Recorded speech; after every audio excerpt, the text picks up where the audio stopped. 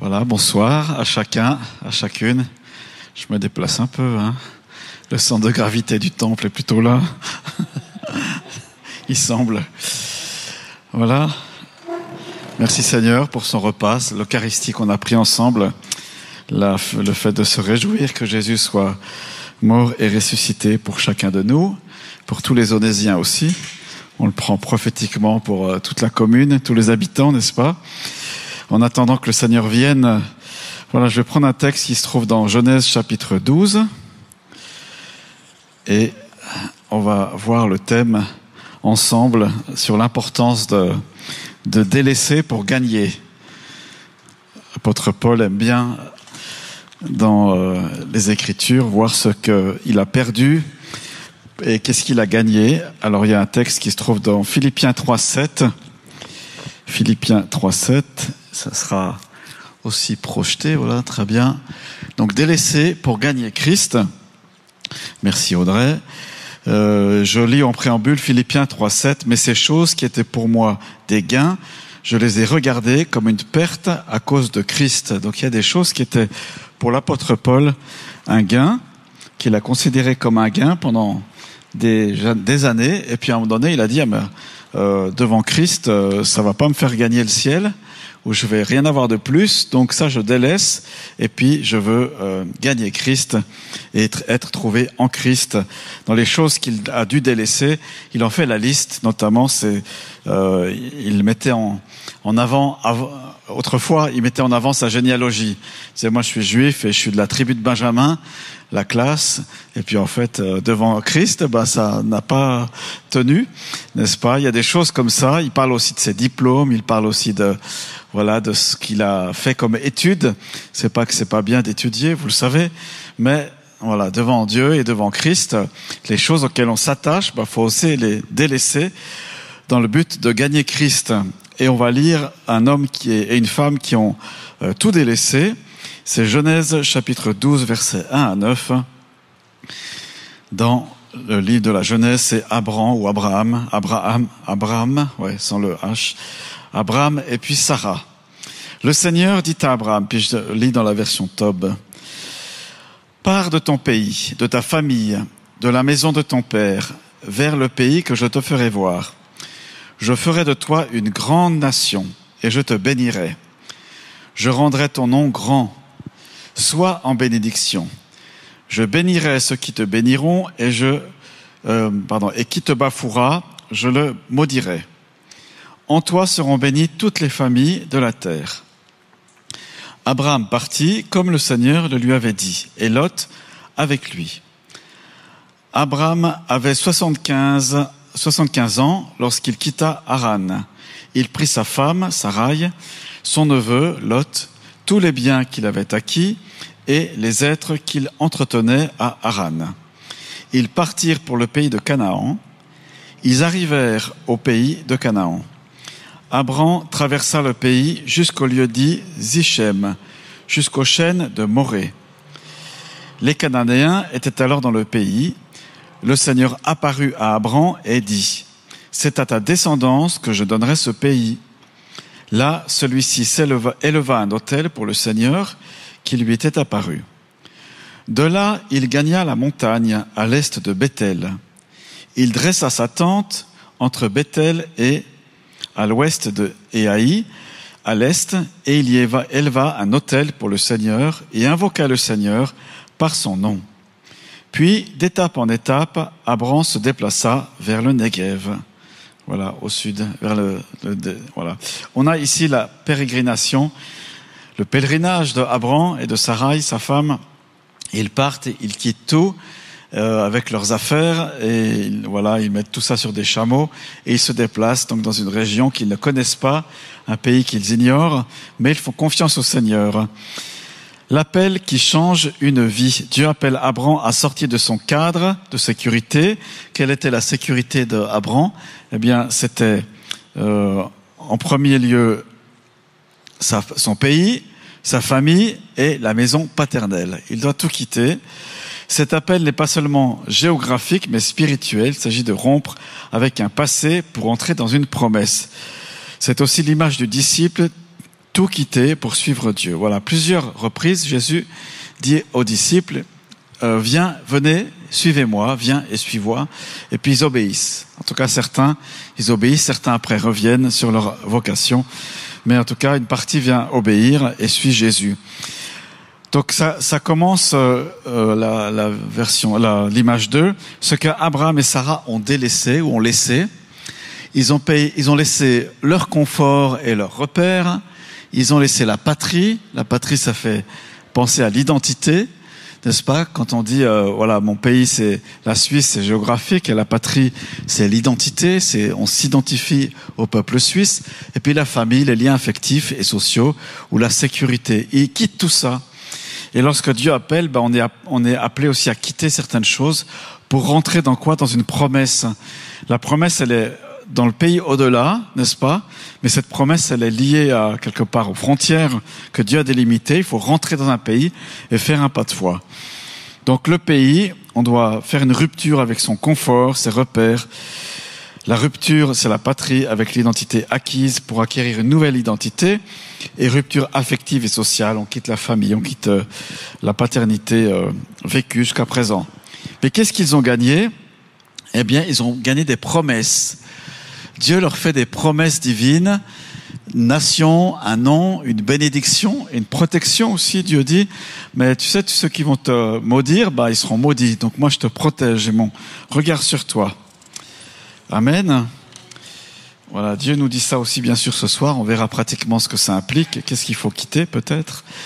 Dieu fait de nous une grande nation, en tout cas de Abraham, il fait un grand pays, une grande nation, et il rend le nom d'Abraham grand, bien sûr. Abraham est connu par toute la terre, et il fait de lui une bénédiction pour toutes les familles de la terre, c'est une histoire de famille.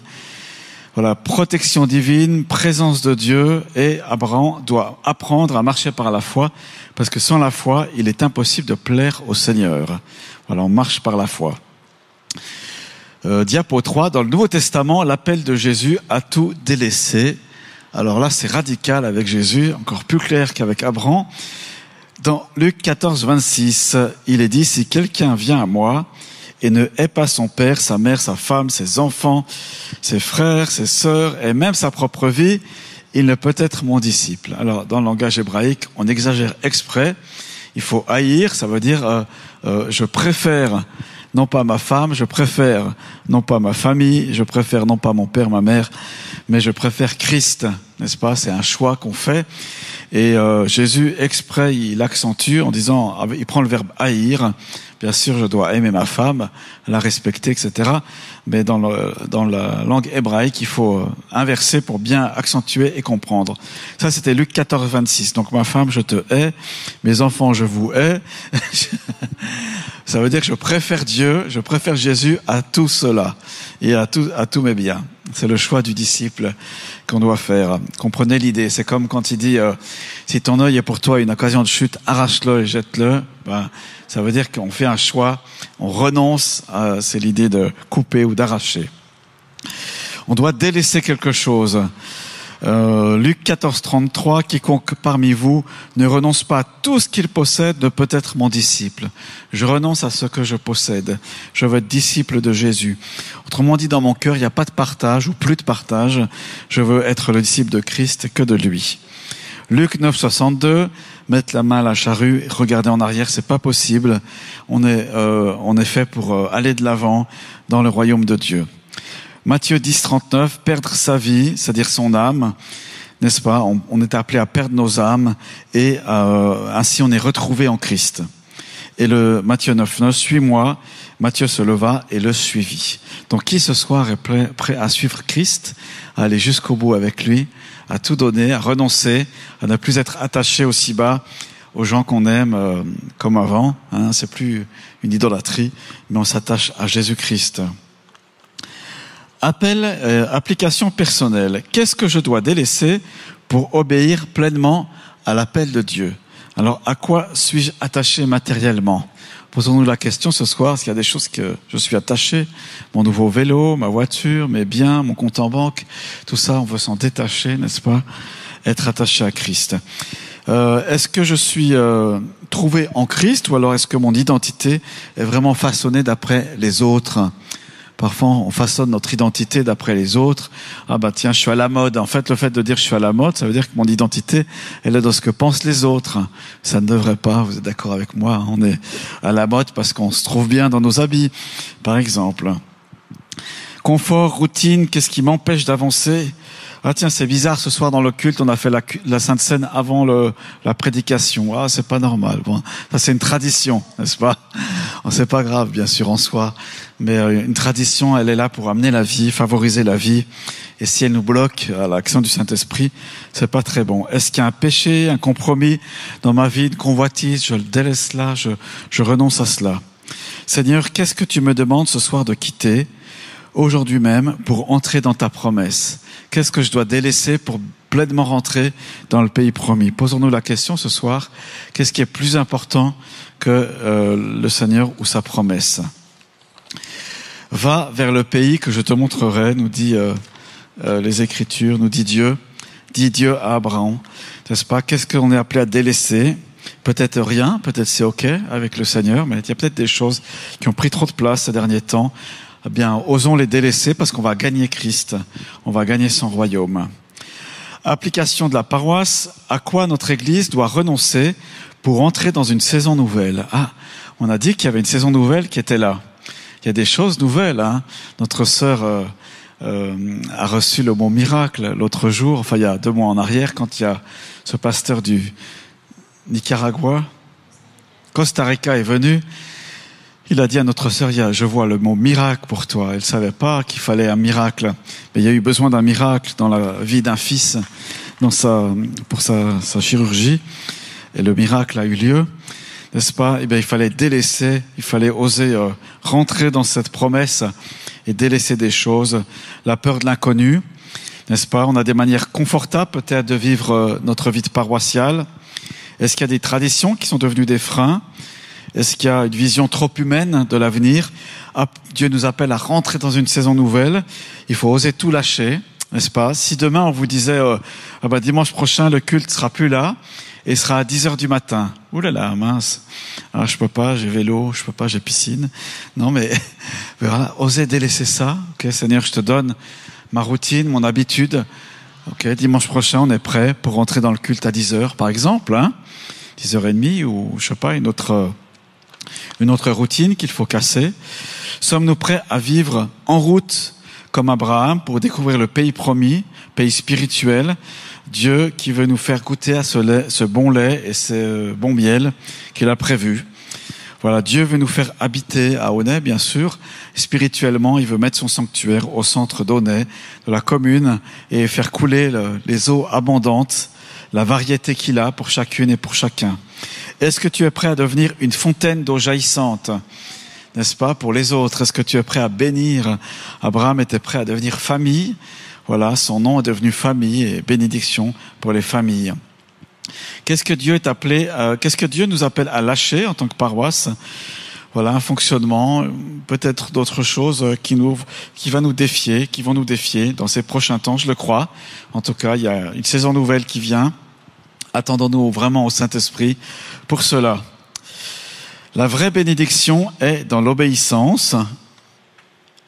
Abraham ne savait pas tout, mais il est allé.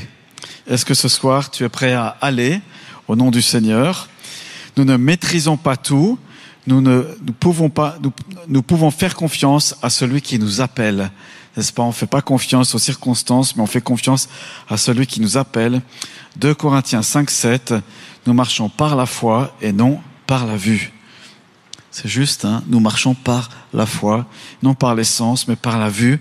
Et ce soir encore, il faut se le rappeler et s'y encourager. Alors, à nous ce soir de confesser notre foi. Seigneur, comme Abraham, je choisis de quitter ce que tu me demandes, de délaisser. Je choisis de croire tes promesses, même si je ne vois pas encore le chemin. Je choisis de te suivre là où tu me conduis, car je sais que tu es fidèle. Je veux gagner Christ, marcher dans ta bénédiction. Pour moi, être aussi une bénédiction pour d'autres. Amen. Amen. Voilà, je choisis. Est-ce qu'on est d'accord ce soir de confesser cela à haute voix? Si vous êtes d'accord, je vous invite à vous lever. Puis on veut déclarer ça. Vous pouvez dire après moi, donc, cette confession de foi. Je choisis de quitter ce que Dieu me demande de délaisser. Je choisis de quitter ce que Dieu me demande de délaisser. Je crois en ses promesses. Je crois en ses promesses, même si je ne vois pas encore. Même si je ne vois pas encore. Je veux suivre Jésus pour gagner Christ. Je veux être une bénédiction pour d'autres. Amen.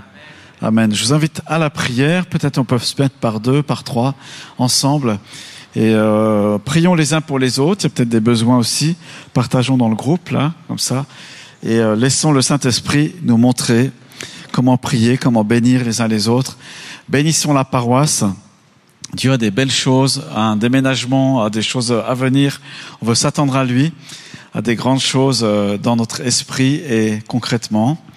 Voilà, faisons des petits groupes. On est bon? Voilà, prions ensemble. Merci Seigneur Jésus, parce que tout est de toi, par toi et pour toi. Nous nous mettons à ta disposition. Seigneur, le premier pas par la foi et les autres aussi, nous voulons les faire. Merci Seigneur parce qu'on peut ce soir encore délaisser ce que nous sommes, nos réputations et nos biens pour nous attacher à toi, à ta parole. Conduis-nous Seigneur dans ces prochains temps par ta parole et tes révélations. Nous nous attendons à toi. C'est toi qui nous mettras au large et qui nous met au large. Amen. Amen.